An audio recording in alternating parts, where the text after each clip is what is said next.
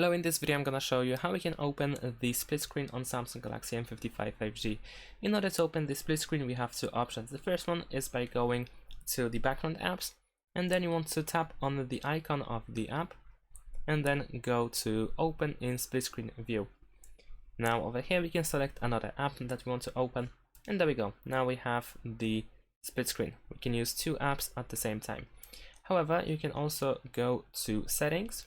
In the settings, you want to scroll down to advanced features, then over here go to multi-window, and over here you have the option swipe for split screen. You can tap over here on the right side. You can tap on the title of the option in order to see the instruction how to use it.